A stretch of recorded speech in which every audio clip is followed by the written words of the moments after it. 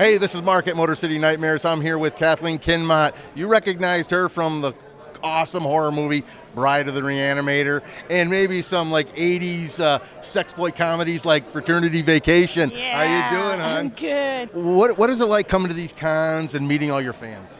Oh, it's always wonderful. Always great to see people and get their reaction from films that have touched them in some way that, you know, they're passing it down to their kids, and you get this new fan base, and it's just wonderful. People are really loyal, and they really care, and these films hold up. You know, Halloween 4 and Bride of Re-Animator, they're kind of like these, you know, kind of legendary. You don't know you're doing it, that you're part of something like that. Mm-hmm. I mean, they're both a franchise, so it's nice to be part of a really cool, you know, something that was already built in, but it's great. I love the fans. They're beautiful, fun people. Yes, we are. Yes, we are, and I thank you for that comment because I am a fan. Yes, but thank you. Also, on Bride of the Animator, how did you get involved in that project? I auditioned like an actor does. I had an agent that got me the audition, and I went in, and it was a very bizarre audition because it was a lot of really just reacting and being physically animated and having a connection with my body and a connection emotionally with what was going on with that particular human. So it was just kind of a freeing experience because it wasn't like dialogue and, you know, having a normal conversation. Me as Gloria dies pretty quickly at the beginning of the film. And they got another person to play my body leaving the bed. I don't know if you ever noticed that, but it's a very tiny human, and I'm like 5'10", and you know, so when they put all of the body parts, you know, you just take that in as an actor and just think like, what would that be like? So personally, I was so young, it freed me up to let me know that like you can just do anything in this business and be something that wouldn't normally, you know, coming off a Fraternity Vacation and Hard Bodies, you know, to get to play a monster like that, and not you know, a monster trying to kill people, but something that was from another, you know, stratosphere.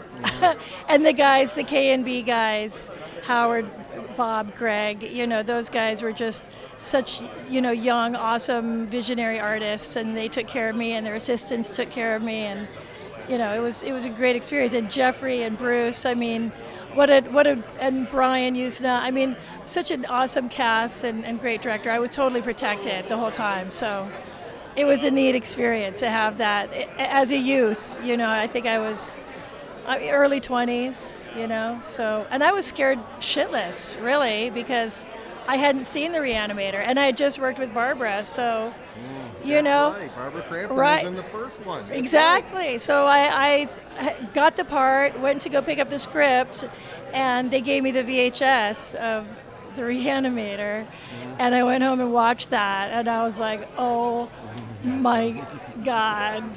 Oh my God. And I see the scene with the doctor's heads going into Barbara's crotch. Down there. Yeah, that was full commitment.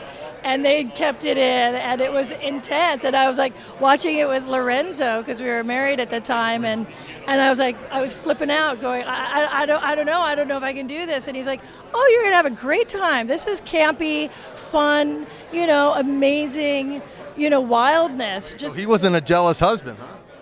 Well, no, because I didn't have the doctor's head in my crotch. I mean, although K&B was, you know, artistically gluing pubes onto me, you know, day one, and I'm like, you know, after that, I'm like, okay, guys, we don't need to do that anymore. We got this.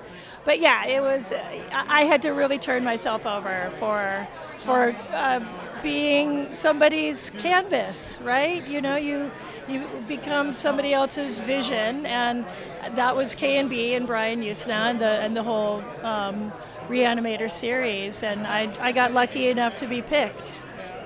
So. Well, it wasn't luck. I think talent and looks had to do with it too. Oh, thank you. Thanks. By the way, you haven't aged a bit since I've seen you in the last 20 years. Oh, thank you. Thanks for the ring light. The ring light always helps. Yeah, thanks. So what else do you got coming down the pipeline? Anything interesting?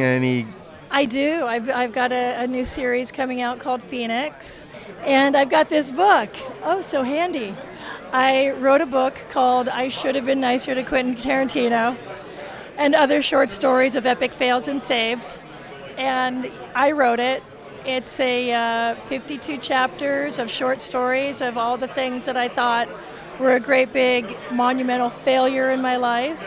And they actually turned out to be really great lessons and part of who I am, part of my armor. And Has Tarantino read that book? I don't know if he's read it yet. He's been sent a copy, and he knew that I wrote it. So where can people find the book?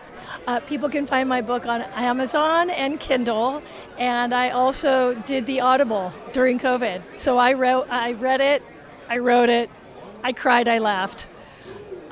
There's a really beautiful foreword by Nick Vallelonga, who is the Academy Award winner from Green Book, who I made a movie, The Corporate Ladder, with. Okay. And he's a great friend. So, and he actually did the Audible version for me too. So, yeah, so that's kind of cool. Yeah. So if you really want to retain Audible and read, that's. Okay, that's cool. Anyways, Kathleen, it was a pleasure speaking with you.